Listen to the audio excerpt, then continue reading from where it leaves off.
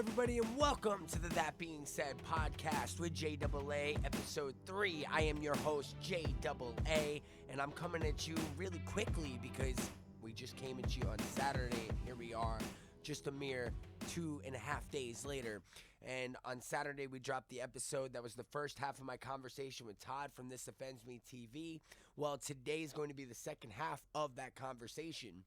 Not a lot has dropped between Saturday and today, but the Poppin Cypher that Crypt put together with the finalists of KSI's contest did come out on Saturday, and man, it was good. It was very good. Check that out. Make it a point to go out of your way to check that out. So much talent on there, and it just shows the endless possibilities of different types of ciphers we may see. I remember talking about on Saturday that there was the announcement that the YouTube Cypher, Crypt Presents the YouTube Cypher, is coming to an end.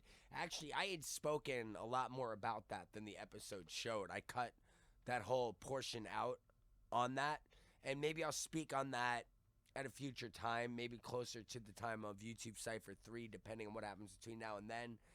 And there's a little bit of disappointment on my end seeing the series end, but I do think that this Poppin Cypher is promising, that he has other things up his sleeve as opposed to the traditional YouTube ciphers we've seen. Obviously, YouTube Cypher 3 is coming, but this Poppin Cypher definitely shows that there's more life in the tank. It's just going to take a different form, and maybe many different forms, depending on the situation at hand. Him and Joey did a live stream on Saturday night. That was fun for anybody who tuned in. It was a Q&A for the Poppin podcast. And this week's episode, they're going to talk about starting from scratch as an artist. And for anybody coming up or trying to find their way, I definitely will recommend tuning in. These are two self-made people who have been successful in their own right at what they do.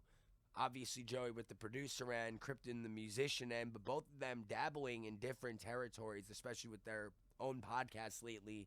I think the Poppin podcast has done well over, I don't know what it's done on Spotify, but within 5 episodes, they've done well over 1 million views combined, and I think that that's really cool, and I'm sure that every episode, as time goes on, will get more and more as the podcast gains popularity. So being that there's not too much to promote today, I wanted to speak for a few minutes on the morning videos. And this was Kendra's suggestion because I didn't really know how I was going to segue into part 2 of my interview with Todd. What was I going to speak about? There wasn't too much to promote, right? So in that regard, I wanted to speak on the morning videos and the motivation behind them and the verbiage and all that. So I dropped the Best of the Morning video year 1. It's on my YouTube channel if you want to check that out. It's kind of a compilation of a bunch of the morning videos I did through 2019 through 2020. And the morning video series started as a spontaneous series. It was just me randomly tuning in to say good morning. A lot of people have a hard time in the morning. They find it to be the hardest time of day to get through. I'm around people who've been often grumpy in the morning, but in college, I used to be grumpy in the morning myself. I used to have a hard time in the morning, but in college, I became more of a morning person. I was taking classes super early over in Brooklyn College, and I would commute to Brooklyn College. I'd take the Long Island Railroad to Atlantic Terminal, and then from Atlantic Terminal, I'd take the 5 train all the way down to Flatbush. It's about a 2.5-hour commute each way, and I kind of learned to be a morning person to get through those classes. You can't go there half asleep and miserable and expect to do well. And I did rather well at Brooklyn College, thank God. But I felt that it was pulling that together. So I started doing random morning videos on my Twitter.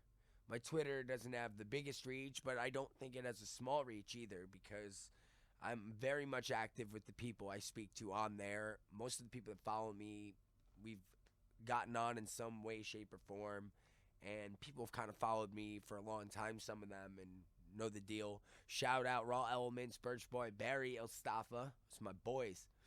9 years I've known those guys. All extremely talented musicians and great people. But anyways, I drop them spontaneously.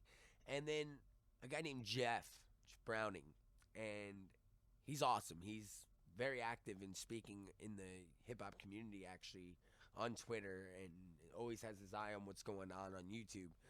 He's a veteran, and he's got PTSD, and he suffers a great deal from a number of different post-war effects. And he told me that those videos were helping him get through every day.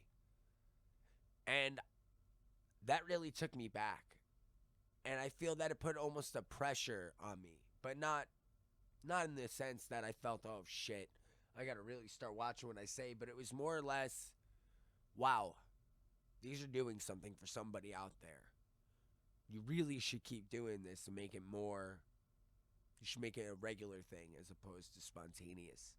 So I started doing them more regularly, and in that year since I started doing them, I'd say within a week's time, any given week, I get anywhere from 20 to 50 different DMs or comments just thanking me for doing them. And that's each and every week. And it's unbelievable, because a lot of people that'll send them, you know, it's not like I see them retweet them or like them or comment on them per se, but it has a bigger reach than I realize a lot of times. And a lot of people watch them kind of in silence, so to speak, and they'll let me know. And I think that that's so powerful, and it means a lot to me that people have taken it to heart, and that it's actually helped people in the morning time.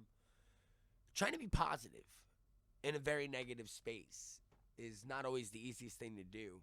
You know how many times I've been frustrated about something, and you know, I want to say something on social medias about it, but I really try to refrain.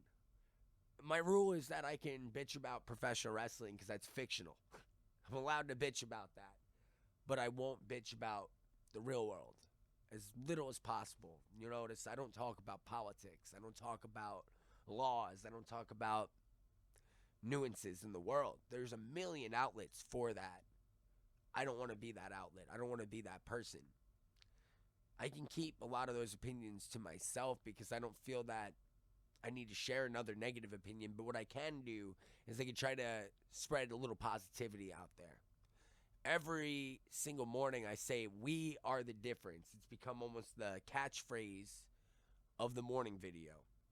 And what I mean by that is that when we try to put positivity out there, especially in places like Twitter, we're being different than a lot of the world, and how a lot of the world uses Twitter. A lot of the world uses Twitter to argue, to pick fights, to troll. Trolling culture is a huge thing. We can be the difference in that we don't have to be angry about every little thing that comes our way. Instead, we can lift one another up. We can try to be positive. We can try to show love to one another. That's what being the difference is all about. That's how I see it. And I see the importance in that and how that can carry in such a profound way and in ways we don't even realize. I encourage anyone who has social media to try to use it more positively. If maybe you found yourself venting about different topics often, I encourage you to reach out to different people that you see on social media. Almost every day I see somebody talking about being in a sad place, and I will directly message them, or I will comment, and I'll tell them I'm here for them, even if they just want to speak. There's not a lot we can do for somebody through a social media, it seems, on the surface. We're not there in person. We don't have, let's say, the shoulder to lend, to cry on. We may not even have the right advice for some of the issues at hand. But what we can do is do what we can. And sometimes that's just letting somebody know that there's somebody that cares. And you'd be amazed how many people feel that there's no one that cares in their life. I came from a loving family. I am surrounded by a lot of wonderful people.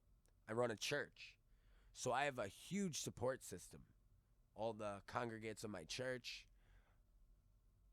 And in that leadership position, people do tend to give you emotional support because they know that you need to hold it together for everyone else in the grand scheme of things.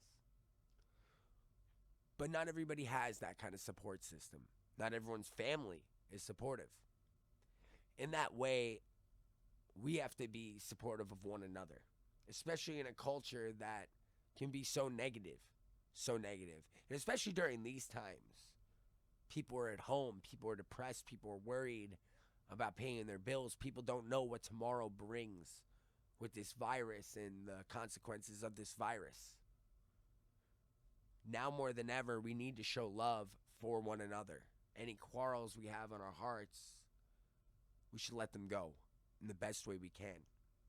As a matter of fact, last Friday, so just 4 days ago, I had a conversation with a friend of mine that I felt went kind of sour. And I think that we had a miscommunication between one another. And that was because through texting, I don't think the emotions we're trying to convey come through. So on my end, I came off one way, and on their end, they came off one way. And instead of going out and speaking that online and getting into the nitty gritty or dropping some subliminal stuff, you know, even though I was down, I really tried not to portray it. I did make one comment I thought was kind of funny. I said, wow, I've had a pretty awful 2 days, and now I got a sty closing my eye off, which is true. Sty on my top and bottom of my eye. And a funny story about styes and me and being susceptible to styes is my senior year. If you look at my yearbook photo, I have to show it on one of these episodes, but I'm smiling like this. But the thing is, my eyes closed like this because I had so many styes I couldn't even open my eye straight. I'm just susceptible to them, so that kind of sucks. Anyways, but that's the thing, is that we can miscommunicate with people. We can come off the wrong way with people. But instead of holding a grudge, we got to show love to each other. We have to try to be understanding of people. You have to try to see where other people are coming from. And I'm always trying to learn how to do that in a better way. And I always try to portray positivity, because I think that if we have no other go-to, positivity is the correct go-to. So that being said, that's why I do the morning video. That's the importance, I think, of the morning video. And I encourage people to try to be positive in their own ways, in their own lives, to the people around them. So we're moving on to part 2 of our conversation with Todd from This OffendsMeTV. And we're talking YouTube culture and a couple different funny things. And I thought it was a fun conversation. There were some audio issues with part 1. And I was playing it safe by keeping the files kind of small. I fixed it for the downloadable version of the show. I made sure that I didn't make that mistake again here. So this is part 2. And next week we have, or this Friday rather, not even next week, we have Dizzy 8 in the house. Dizzy and I are going to talk about his last year and the momentum that he's been gaining and his plans for the future and some of the things he's been doing in between. My fellow Dragon Ball fan right there, anime fan. So a lot of love for Dizzy 8 and a lot of love for Todd. I want to thank him one more time for doing the show with me and being so generous with his time. He's just an awesome person, and I love that he does things his way and doesn't compromise on that. And in many ways, I look towards him as an influence in so many ways to not be afraid to speak my mind when need be. So Todd, I appreciate you. I love you, man, and thank you so much for helping me kick this show off in a strong way by being my second guest. And one more shout out to Crypt, because he deserves it, for being my first guest and not only being so generous with his time, but shouting me out on the Poppin podcast. That was more than he had to do, and I greatly appreciate that. You're a great friend, and know that I appreciate everything that you've done for me as a friend and just in general. So to both of you guys, I'm so lucky to have friends like you in my life, and I'm so glad that we came into one another's lives. So that being said, enough sappy shit. Here we are, Todd. You can't I react to Crypt first. Oh my gosh, Dizzy and Crypt, that was awesome to see. I know, dude. I almost cried, bro. As soon as I'm done filming, I fucking call Crypt, and I'm like, sitting there with his parents. I'm like, dude. Like, first off, who are you with? You know, it's supposed to be social distancing. No family. None of that shit. I was like, dude, what? Oh my god, are you excited? He's like, what? I was like, dude, don't fucking play anything. Yeah, I'm a bit excited. I was like, yeah, you are, you fucking motherfucker. And I was like, that's a huge opportunity, yeah, I called Dizzy in the same way, and I just said, I'm so happy to see you in this situation, and a year. What a year has done for Dizzy and his career too. Oh, dude, I'm so like Crypt is such a fucking sweetheart of a dude, man. Honestly, like everyone listening, Crypt is a genuinely one of the nicest human beings I've ever come into contact with. Absolutely, one of the greatest people in my life, and I'm very, we both have talked about this. We're both just blessed. Oh, yeah, Crypt, we talk about you. We talk about how fucking awesome you are with your pretty hairy face. We talk. Nah, man, I don't. Dude, my friends, I don't call someone a friend.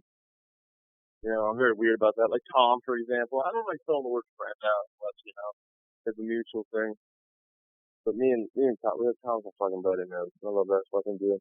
But like in terms of YouTube and who I've met, who I've relationships fall, man. But just like Crypt is just a lifer, dude. And I definitely like I'm my best friend I've met through YouTube, man. Like dude, like I said, like we're on stage talking, and we're just sitting there for like fucking hours just chilling, and it's like I think I've known the motherfucker for so long.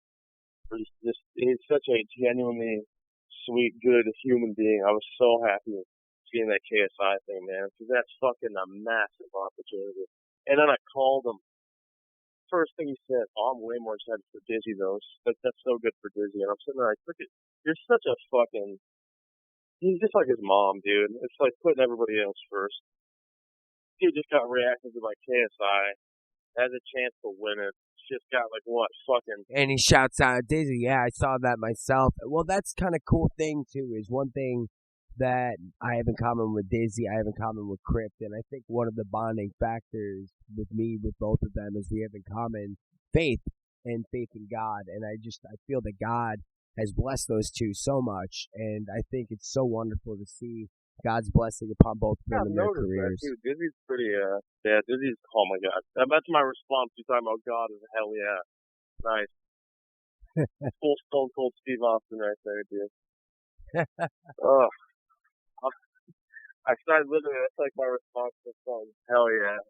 Just like, oh, gee. As a preacher too, I should always try to watch like the hell yeahs, and I messed up with that pretty bad. Hell yeah, that's like the worst time shit I could have fucking said. Oh my gosh. God, I'm happy God, he's blessing their careers. Hell yeah, like, wow, my bad, I'm fucking. This is why I don't go out in public. So that was an awesome thing to see, though, especially because we're friends. And again, with both of those guys. And again, that's the beauty of this community is that tight-knit ship and just being so happy for each other. I feel like there's not jealousy in this community like there is in so many other sex and musical communities. Oh, some people definitely have it, dude.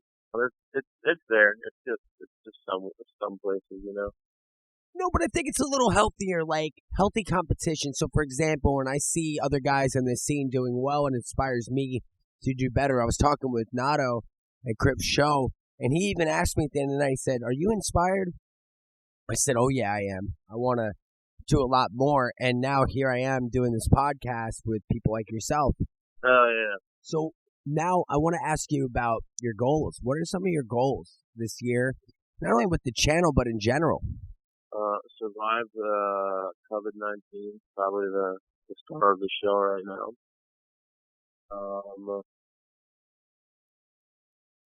Fuck, dude. Man, I'm so bad at setting goals, dude. I'm not even a free spirit. I think I just don't care enough. I'm so fucking bad. I feel like setting milestones for me is so, I don't know, man. I'm such a doubter, such a pessimistic person, at least towards my own personal achievements and stuff. So I never really set. Oh man, how do you deal with me and my frustratingly optimistic morning videos? Oh, I know, dude. We're so different, man. You're so like upbeat and like I feel like you're just like, yeah, 100,000 subscribers. That's my goal. I'm fucking hitting it. I'm over here like, dude, I'm literally probably not hitting that ever in my life. And I'm not fucking kidding, dude. I don't just say that. I definitely am weird. My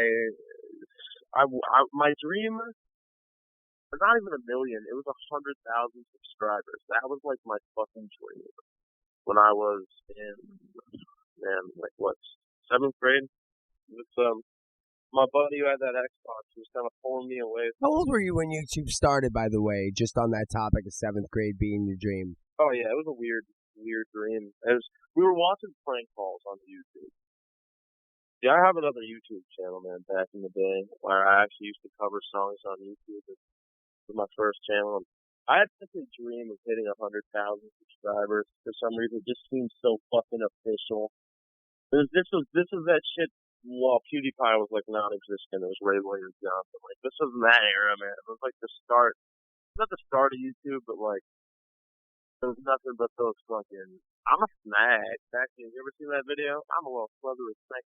Oh my gosh, it's a throwback. Like my new haircut. Hey, yeah. It was during that time where I was like, dude, being a YouTuber would be cool. Bitches love my new fucking haircut. Still a classic. Like, yeah, so I mean, if I had to say I had a goal, ultimately, it's like one that's more of a possibility now because I'm like 20,000 steps away from it. But like 100K for some reason is like, that's the fucking jam, dude. For some reason, man. It's like 1 million subscribers would be cool, but I feel like once you get past 100,000, you just slowly start building towards there. So it's such a far goal. It's almost like not obtainable. It seems far-fetched, at least to me. It just seems like unbelievable. 1 million people, for like 100,000. It's like that's more possible, and that's also to me. That's legit, dude. That 100K. Yeah. That's that big old. That's the 6 figures of subscribers right there, man. That's that big. You get a plaque for 100K, right? Yeah, 100,000, man. Get that that YouTube plaque, that first ever. Hey, you're not a piece of shit. We kind of think you're cool. You're not just a come and goer. Although that may not necessarily be the truth. But is it me, or once you hit 100K, the next couple hundreds come a lot quicker, I've noticed, for a lot of channels at least. Yeah. Once you hit 100K, it starts to pick up.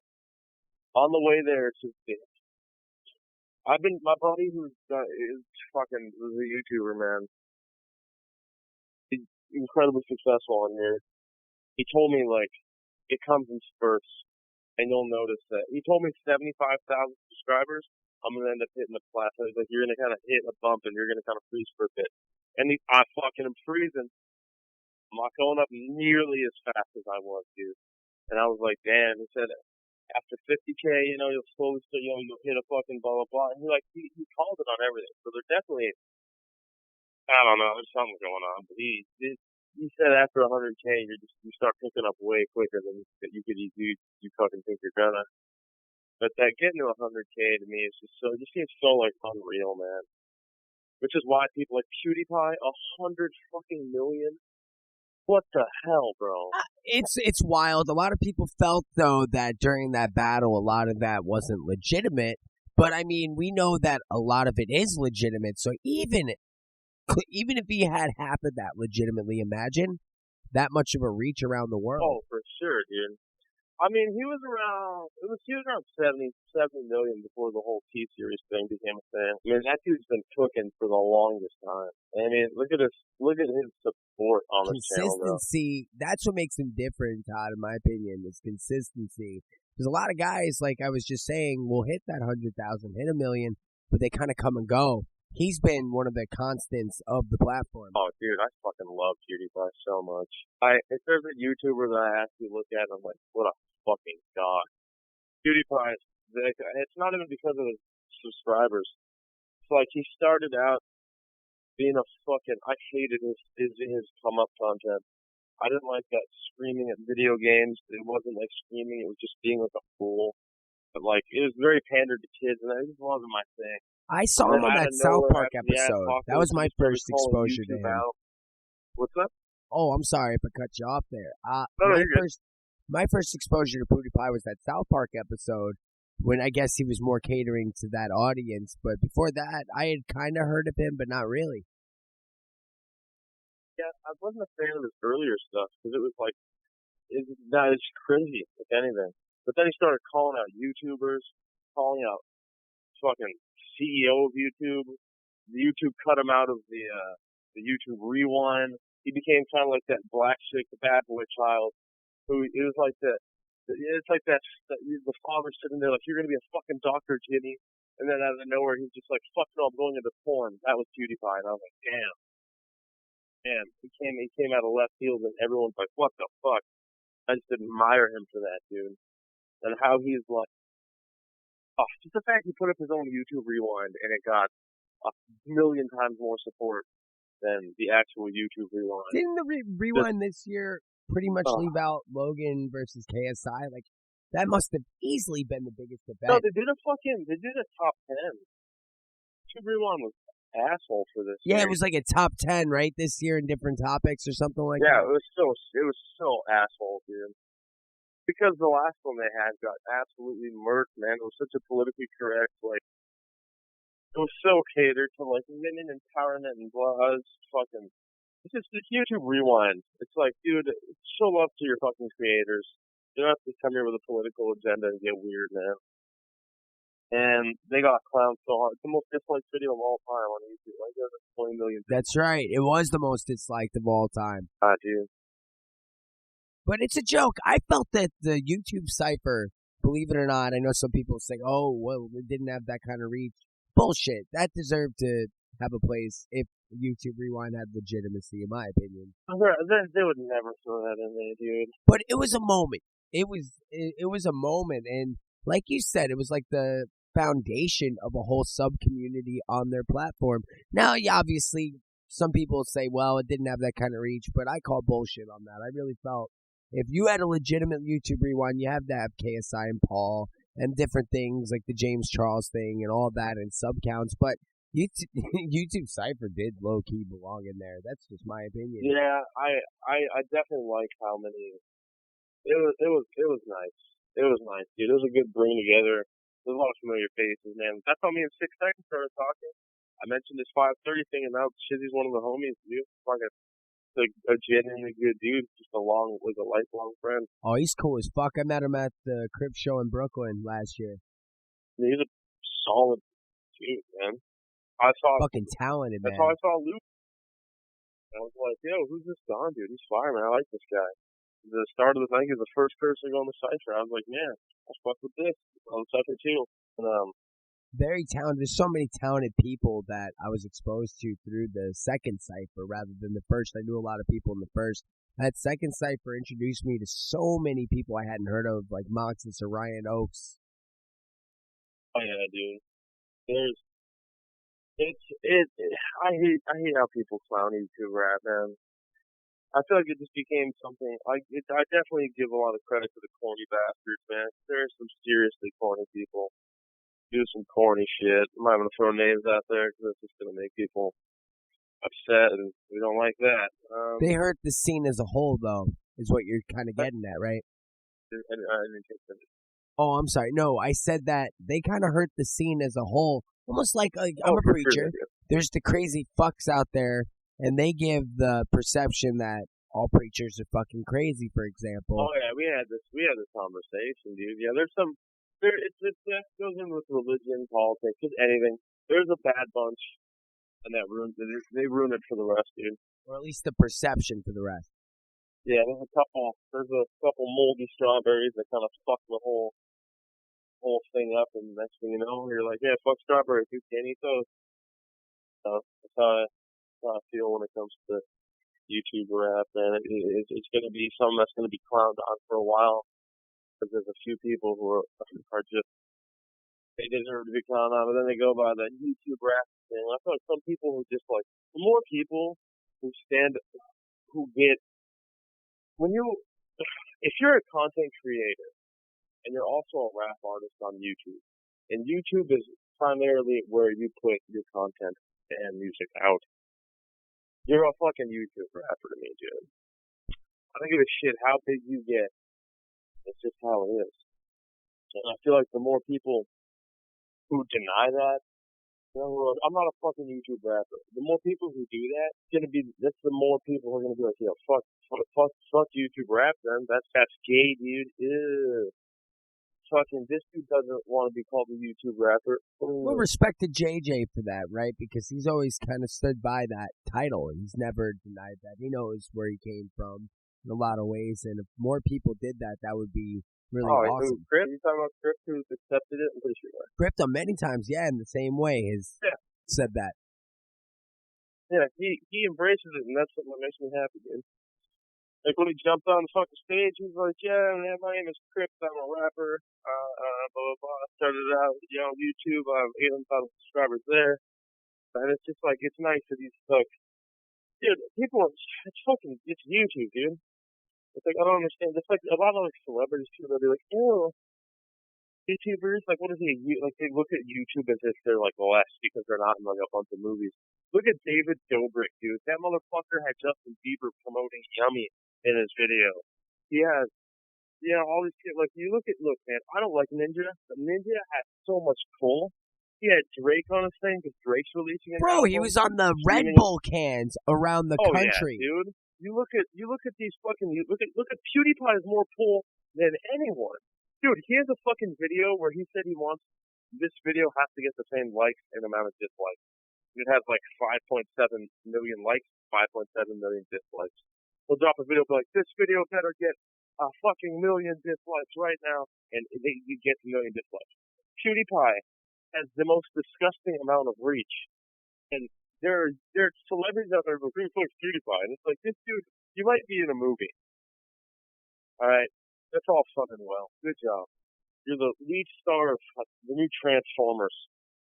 But if you want someone who has social networking pull, someone like fucking PewDiePie, dude. Someone That's a true who has influencer. Billions of fans, but they're not just there to watch him. They're not just there to like follow him. Like, oh, I love that guy. He's in that movie. Nah, these dudes are invested. These are people. These are subscribers who watch him and who know him. They feel like they know him personally. They watch him every moment. They support his every action, and they're fucking there with him, dude. It's like an army, man. The bro army. I think what a lot of YouTubers what they struggle to do is to translate what they do in that audience into paying customers, so to speak, right? Oh, a lot of people don't like it though. Like you remember when Jimmy Kimmel, he made fun of gamers. He made fun of like PewDiePie, or no, it was Markiplier. Yeah, made fun of streamers. Why would you want to watch someone else play video games? And made fun of them. The community destroyed Jimmy Kimmel. They were fucking destroying him. Dude, he had to sit there and make an apology video. That's right, I remember that. Yeah, he had like Markiplier back on the show. He created enemies that day. What? He created legitimate enemies that day. Oh yeah, dude, he got fucking, and it's Jimmy Kimmel, and he got destroyed. And it's like, can you guys please stop disliking my videos now? It's like, dude, now you fucking see. Like, dude, it's like, it's the whole YouTube and Twitter, like, that's not something to fuck around with, man.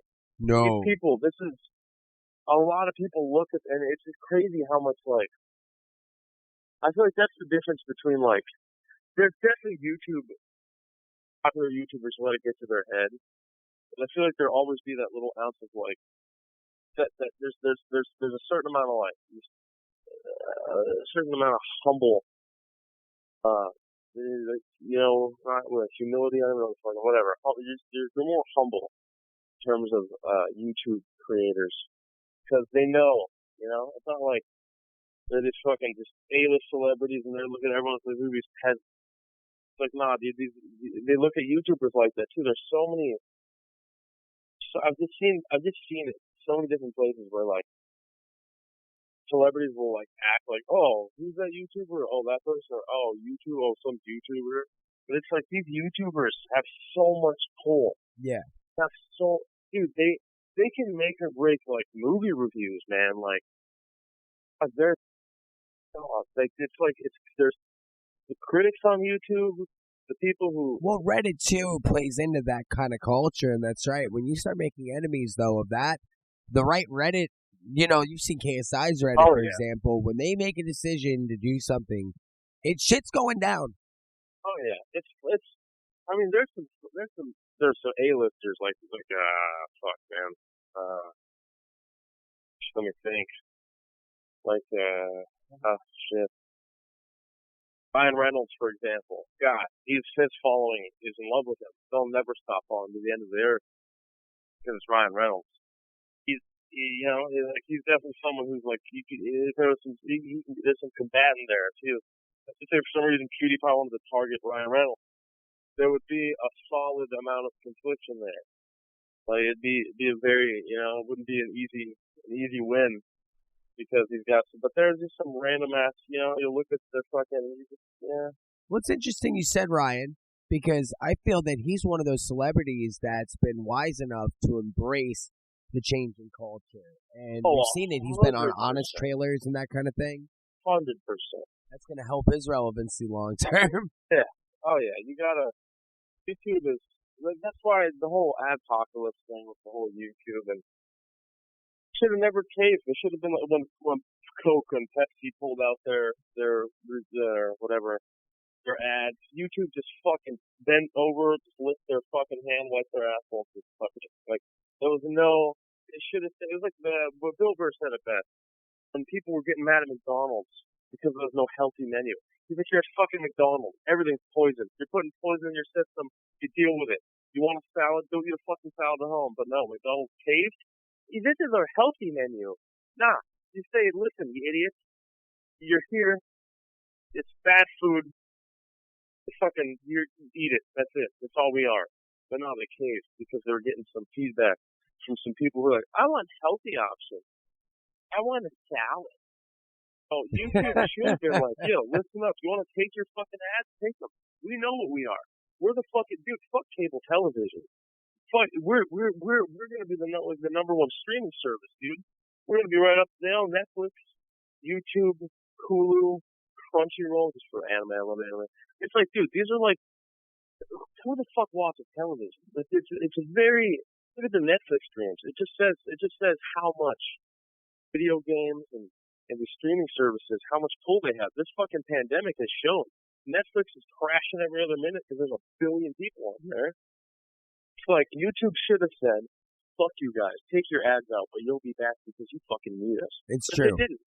They didn't. They catered because their pussies fucking stupid. But once you cater, I mean, isn't it a slippery slope to try to get that edge back, so to speak? Oh, they're never going to get it back. But that's the thing. You're right, though. Once they catered, they made a big mistake there, and that's it. Yep. It's like the advertisers have them by the balls. Yep. Although one could argue, based on kind of what you're saying and the reality of it, I wonder if they ever decided to kind of put their foot down, if they could ever say that to the advertisers, but they wouldn't. And we both know that that's not going to happen. Dude. The amount YouTube has such a fucking pull, it is insane. Where the fuck are they going to put their advertisements, man? Like, what, Netflix? There's no advertisements on Netflix. It runs education, Todd. Like, there's parts of the world, right? And even classrooms today, they use YouTube for their classes. Colleges use YouTube for their classes, right? So it's so instrumental. It's actually an instrumental necessity in the world at this point. It's so powerful. Dude, YouTube is just, you look at it in you step back, you look at the big picture, YouTube is so powerful. You look at Netflix, but you look at Netflix, there's no ads on Netflix. Hulu does, but Hulu's nowhere near as popular. You sit back and you look at YouTube, you're like, God damn, it's not an untapped resource, it's just there. But if I was a company, if I was running a company, the first place I would look to put advertisement would be YouTube right away. YouTube and Twitch. That's where you're going to target, I feel, the most people. Because in Hulu, like when I'm watching Hulu, I don't give a fuck about ads. I'm not here to look at that shit. I'm just waiting to see when they get skipped. I'll pick up my phone. YouTube, I'm on my phone. I'm not fucking picking up what? My other phone? No. I'm sitting there looking at the stupid ass ads. And if it's interesting enough, I'm like, oh, fuck me. YouTube is 100% a place where I would throw my ads if I was doing advertisement of a company. And I feel like YouTube should have been like, they should have stood their ground and been like, nah, fuck you, Pepsi. Fuck you, Coke. Fuck you, U.S. Airlines, or whatever the fuck. You guys are going to come back because you need us, because we're fucking huge. You could pull your ads out because you're like, oh, we're scared of offending anyone. Nah, dude. The companies need to learn. What was it, Nike? People were mad because they were like all cool with the whole Kaepernick thing. Yeah. They were like, I'm gonna burn my Nikes. Fuck you. Go ahead, dude. If I was the fucking CEO of Nike, I'd literally just I'd print the their profile pictures on Twitter and just wipe my ass publicly on a video of those people. You want to burn the shoes you already bought? Go fucking head, idiot. That's fine. You're out of money. Congratulations. What a waste. GG. Oh, you're standing with Count. You're kneeling with fucking. You're endorsing Colin Kaepernick and just like fucking dude. People like that, man. The companies, especially YouTube, need to just sit there and look at advertisers. Even if they have, let's just say there are some people out there who just genuinely not going to buy our products anymore.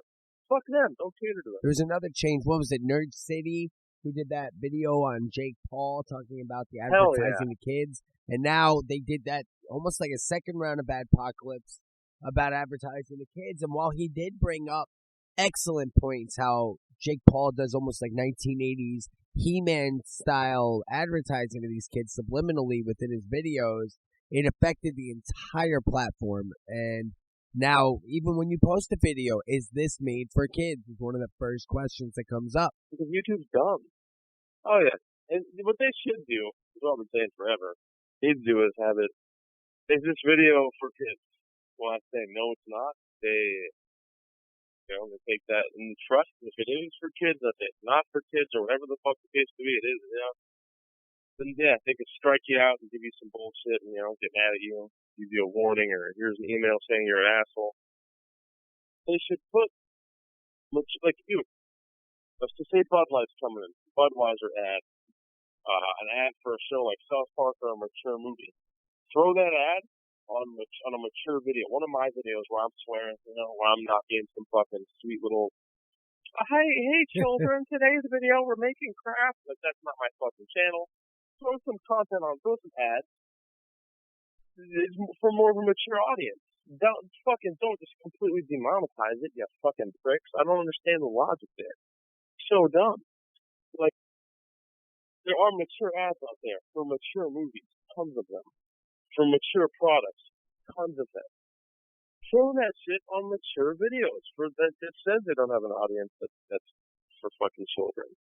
Or like, there'll be some advertising that I see where TikToks that are completely inappropriate. That's just on anything. I'm just like, what the fuck, man? Get your act together, YouTube. Copyright claim issue is a whole other issue where for a while they were copyright claiming. Oh, that's still even if a song played in the background, it seems to be issue after issue after issue that makes life for the creators harder. Dude, fair use does not exist anymore. To tell you that fair use, it's fair use bullshit. But UMG is still just fucking everybody in the asshole. No one in the world is making money off an Eminem video, I'll tell you that much. Just for even having his name in the video, UMG is just like, oh, well, there's money for us. Boom. And I don't understand how that even happens. Crypt's dealt with that. You've dealt with that. Obviously, Dwayne and anyone who does reactions deals with this on a large scale. Thousands of dollars. Thousands and thousands of dollars. And that's why a lot of people have to get they have to get sponsorships for their videos, that kind of thing. Shoot, 100%. Like, whenever, oh my god. That's why I love these companies like Honey or SeatGeek that pay, like, David Dobrik and other content creators. They give them like $100,000 or like $1 million. I'm sure Honey pays out the ass. They got PewDiePie, right? Oh yeah, dude. I don't think PewDiePie does advertising. He might. Maybe. I feel like I've seen Honey on him advertise them like on one of his videos. Maybe he sponsored them or something. I'm almost positive, but maybe I'm off on that. Probably, honestly. I think he's done one recently. I saw a YouTuber that I'm not sure if you know who Danny Duncan is. Yeah, I heard of him. Fucking the best vlogger on YouTube, hands down. He that dude has made he's living in a $2 million house right now. He just sells merch. For his primarily that's what he does, and he does like he'll do shows sell out to like 3,000 or 5,000 people, just like his tour and stuff like that. His face.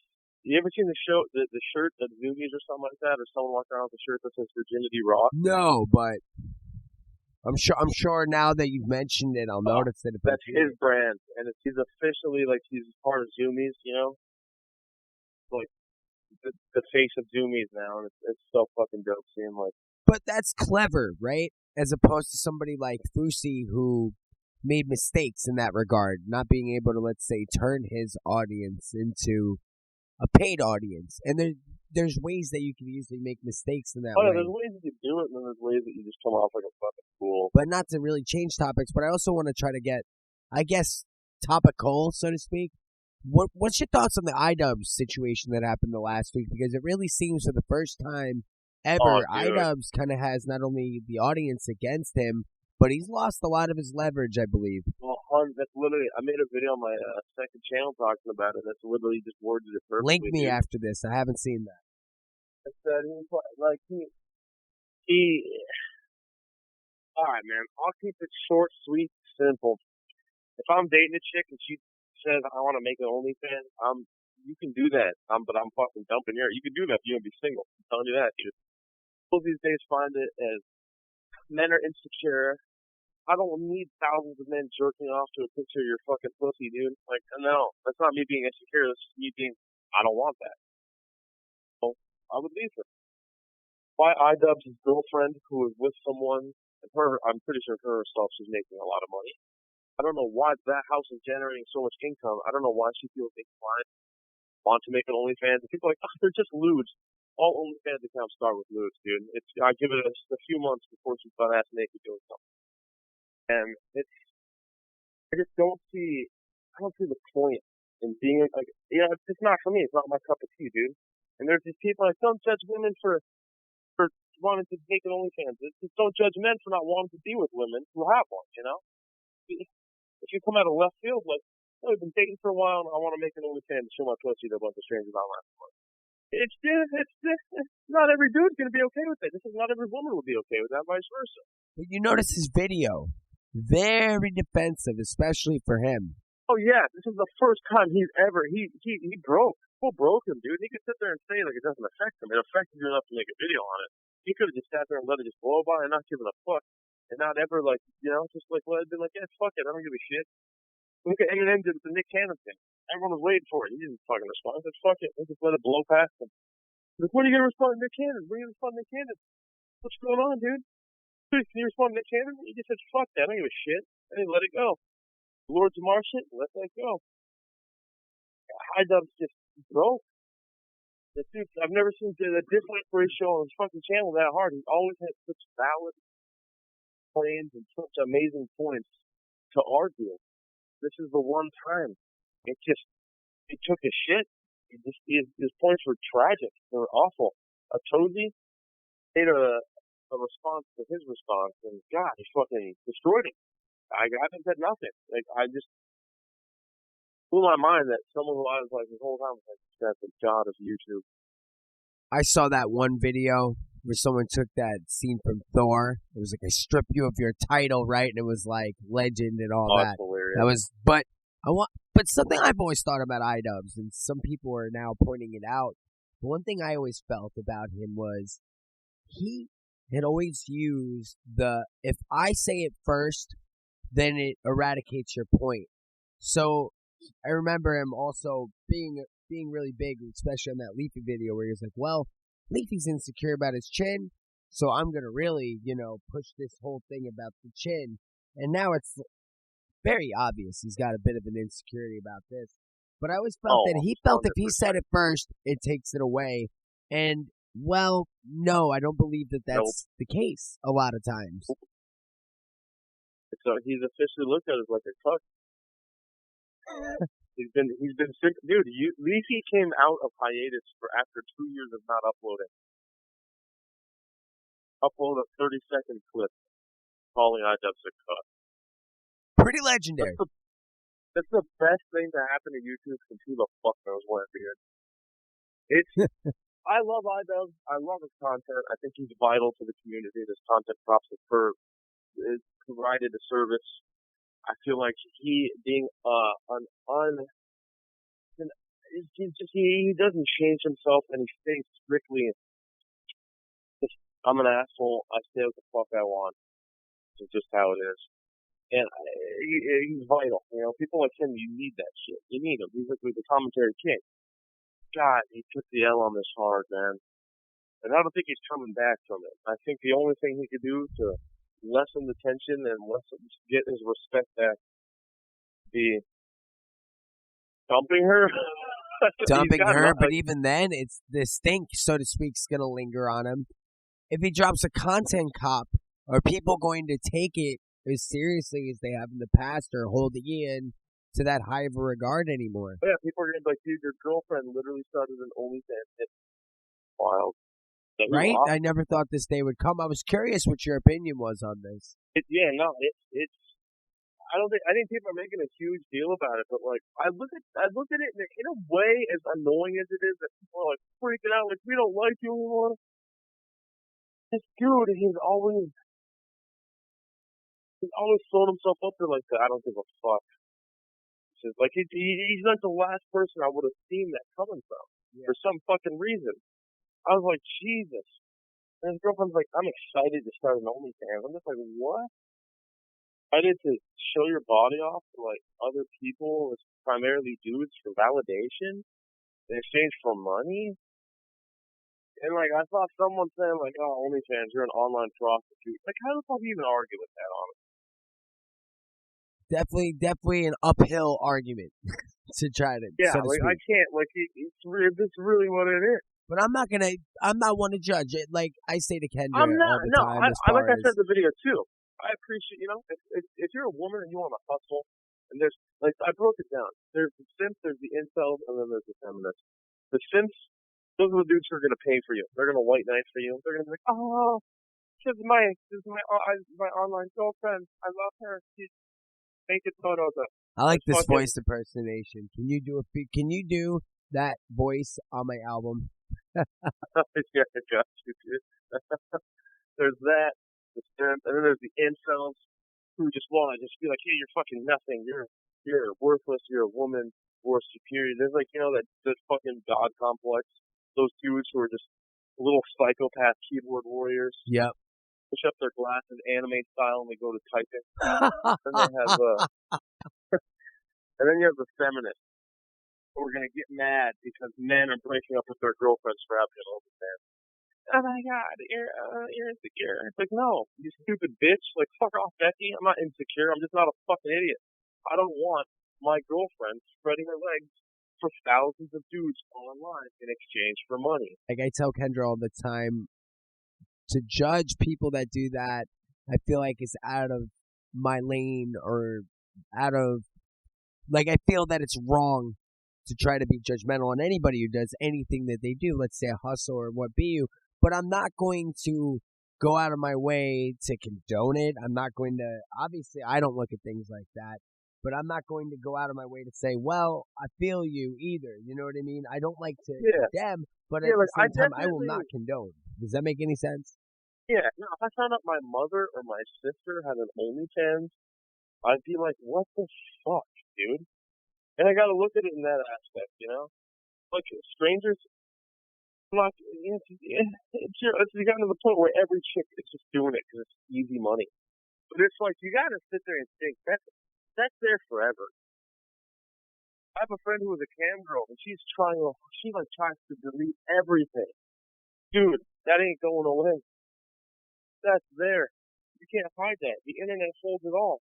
All those videos of you slamming your puss with a dildo are there forever, and you can't stop it. There are these people who hold that shit, and they upload it to tons of other websites. And the more I feel you try to get it offline, is the more people are going to try to hold that shit off. So it's definitely something to think about. And I feel like so many chicks are just in such a need of money, they're just like, fuck it. And I feel like that does kind of throw a partner, dude, because it's like, it's obviously not the equivalent of dating a porn star, but that's also something I would never do. Like Logan Paul's buddy Mike is dating Lana Rhoades or whatever. Never. I don't know how people do that. Me being insecure. Oh, I don't give a shit. Like, it's just the fact that, like, you really want to date a chick who has tons of videos online of just getting fucked. You don't know who's jerking off to that. You don't know if your dad's jerking off to that, if your best friend's jerking off to that. Same thing with an OnlyFans, dude. I mentioned this to my friends. I said, just imagine your girlfriend has an OnlyFans. You don't know that all your friends next to you are subscribed to that, and they're jerking off to you. You have no idea. There's something really uncomfortable about it. There's something that would put you in unease all the time. Yeah, there's so much that it's just such an uneasy situation for a relationship. But it's very unhealthy, and it's not conducive to a long-term relationship that's going to work, in my opinion. Yeah. If you're a girl and you have one, and you're single, I'm not going to sit there and be like, oh, I'm going to cast judgment on you. It's your life. That's You kind of, I do guess, what I was you. getting at before. I'm not going to judge if that's somebody's thing, but man, I don't know how someone could, like you were saying, date somebody doing that. That's insane to me. But at the same time, it's like, I look at it like I also don't know how people could eat onions and like it. I fucking hate onions. And then I look at someone who eats onions, and I'm like, you're an animal. So you're an asshole. Yeah, like there's like it's kind of like that. So I look at an OnlyFans, and I'm like, personally, I don't know if I'd be able to do that. But it's like if you could, that's your life. But then I look at it in the aspect of in a relationship. That's where I start going. All right, now I'm judging her. Thinking, why do you need all this validation from random men online? Thousands of dudes, hundreds of men. Why do you need to feel sexy in front of them? What's going on? And then I look do you at think the it's dude, validation, or like, do you think that financial maybe for some women the only motivation rather than, let's say, validation? Oh, get a fucking job. No way. There's so many. Oh my god, dog. There are so many untapped resources of income in this world. And even if just do a 9 to 5. Honestly, if I was dating a chick and she proposed, I'd be like, I'm gonna work extra hard so you don't have to do that. You know? And then I look at the iDubbbz situation. This dude's rich. I don't give a fuck what anybody says. He is rich. He's fucking easily a millionaire.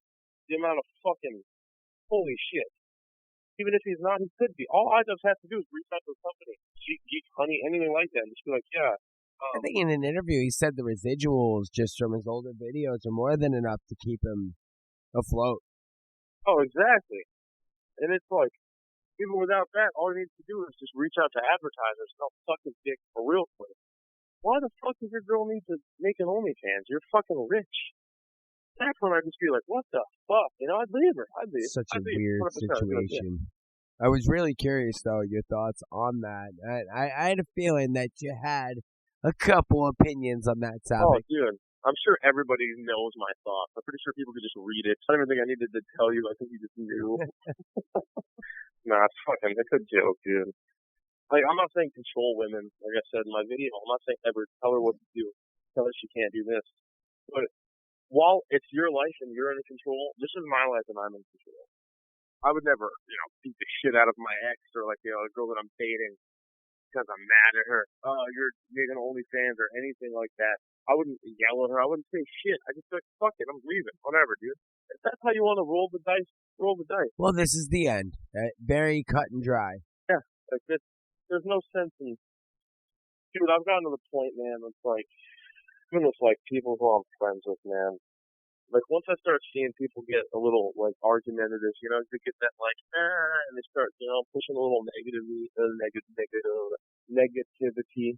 don't know why I said negativity. Like I'm it's a fucking tongue twister. No, I definitely getting so good at just being like, yeah, fuck you, and I just throw them to the side. Like I really don't give a shit, dude.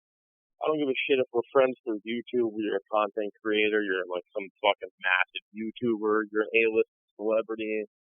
You're a friend I've had for years. You're a friend I just made. Like, as soon as you start, like, like bringing that bad juju my way and, like, just no bueno shit, I'm just not fucking poof off to the side, buddy. Well, sometimes you have to do that for your own sanity. It's hard to cut any friendship, but you have to keep your own sanity first and foremost in life. The reason that Kendra 100%. And I have lasted 13 years is because her and I were friends first. We have a very good system as far as diffusing when we get frustrated at one another. Oh, for sure. If it works, dude. Well, that's it. And what's funny is our thing lately is instead of being the asshole who's like, you need to say sorry or blah, blah, blah, we always diffuse it and just go sorry on 3. And no matter how mad we are, we'll even give each other the look of doom. But it's 1, 2, 3. We both say sorry. It's dropped. But that works for us. But if there was a toxicness in the friendship aspect, forget the relationship. It's just not going to work. Oh, for sure. That's how I am, dude. Your relationship is a little different. If you're together for a long time, I feel like even, like, dude, I looked at it like, dude, one of my buddies, his wife cheated on him, with his best friend and his brother. It's pretty crazy shit. That's something I'd never forgive. I would literally cut everyone out of my life and I just throw them to the side and never speak to them again. And just That is live some my crazy life. shit. He somehow mustered it up and has forgiven them, and is like nothing has changed, which blows my mind. But some people are just like, that's too much for me. I'd leave them. But in terms of like, I'm really good at letting a lot of things go, man. And I feel like if you're in a long-lasting relationship, like a marriage, kids together, some shit like that, if there's bumps in the road, dude, because if you're together for so long, there's a high chance that, like, at some point something's getting lost in the mix. It's like, look past it and just move forward, you know? I feel like, but like, I'm at the point in my life where it's like, I'm not in a long relationship, I'm single. If I do come across a chick and we start building something, dog, unless you've been together for a long time, you start throwing some funky vibes my way, I'm gonna fucking curb you. Like, you're going to the side, taking out the trash, and there you are, and I'm just walking away from it at this point. I know it sounds super fucked up, but like, it's like, when I look at you and your relationship, it's like, you guys, it's different because you've like, how long have you known her? I've known her the entire time we've been together, pretty much. So 13 years. How long? What'd you say? Oh, sorry, 13 years. Exactly. 13 years. Dude. That's like my longest friendship. And I just, you know, I'd say there's no intimacy there, my friend. So it's like it's a whole different thing. I feel like I could look past a lot more with like long-lasting friendships. But like anybody who new comes into my life, especially with like women, I'm just like, dude, you can get thrown to the side. Sure. Just like a shitty human being. I'm not going to throw names out. But like, there's an example of someone I've told you about, you know, like, easy, like, fuck you, you know? If once you start going down that lane, I don't give a shit. Yeah. Fuck off, you know? No, that's a fair perspective, man. You know, obviously, as a Christian, you know, I always have the forgive others aspect behind things. But forgiving and forgetting, of course, it's the famous thing. I can forgive, but I can't forget. And there's certain things are unforgettable along the way. You can forgive, but you necessarily don't have to keep them alive. Exactly. Well, that doesn't, I can forgive somebody, but never want to deal with them again either. Exactly. Oh, yeah. You're not like bound. One of my exes, she's the poison to my life. Poison. And a couple of them are just, I just want nothing to do with you. There's so much things that there have been done to me that is just absolutely wrong. And like, I've been through so much bullshit with so many, and I forgive, you know? It's like, I don't want you to fail. I don't want bad things to happen. I hope you learn from your mistakes. I hope you move past them, and I hope you don't do that to anyone else. And I forgive you. But like, I'm definitely not going to have you around. You know? So like, in terms of forgiveness, I'm solid at forgiving people. But like, it doesn't mean I'm gonna, I'm just gonna keep you in my life. That's a fair perspective, though, you know, and there's different ways to approach those things. Sure, for sure. That being said, and all of that being said, you have been a wonderful guest, and I really appreciate you coming on. I have to have you on again, because you and we could talk all day. And oh, I know, dude. We really could, man. In this scene, where, like we were saying, everyone's at least acquainted with one another, it's hard to make genuine friends, but you are a genuine friend, and I greatly appreciate your friendship and having you on my side along the way. I appreciate that, bro. I appreciate it. That's how I feel about you, man. It was an honor being the second guest on this podcast. I essentially ranted the whole time and just left you the whole YouTube thing just on the fucking top. Oh, shit.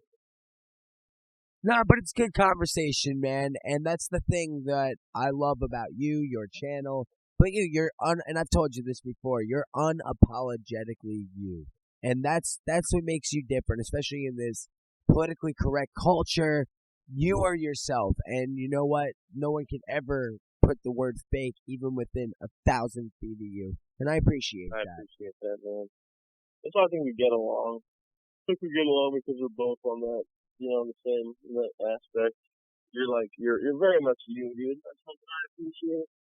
Like you mentioned the ministry thing. You're like, you're coming with the wrestling vibe. It's like you're just you. You don't give a shit. You look like a wrestler. You remind me of one of the Hardy brothers, dude. Well, you know what? I'd be lying if I didn't say my looks. Well, I've looked the same since I was fucking 15, but a lot of that came from pro wrestling influence, the undercut, the long beard, all that shit. Oh, for sure. Dude, I'm pretty, who is it? I think it's Ed. No, who is it, man? Not Ed. Why did I say Ed Hardy? That's a fucking cologne. Jeff, I'm Matt assuming, Hardy. is the one you're thinking. Who? What? Yeah, it's definitely. Yeah, it's Jeff and Matt. Matt. Isn't it? Yeah, and the undercut, fucking rainbowy hair back in the day and all that shit. Yeah, dude. Yeah, you give off the Jeff Hardy vibe. Why say Ed Hardy? That's literally fucking like cologne or clothing. The long lost Hardy brother. Oh, dude, I haven't watched wrestling in so long. I was super into it when I was a kid. Oh, man. Stone Cold taught me with the middle finger. Maybe that'll be the next one, man. We'll start off the next podcast with your memories of wrestling from when you were a kid, right? Oh, dude, I'd for sure be down, man. Oh, this is definitely happening again. That is an absolute must. But I really do appreciate you, brother, and I appreciate your friendship, and I appreciate this time to talk. But we will do this again soon. Thank you for having me, brother. I appreciate it, man. Thank you, dude. All right, brother. Thanks for coming on. Of course. Thank you, brother.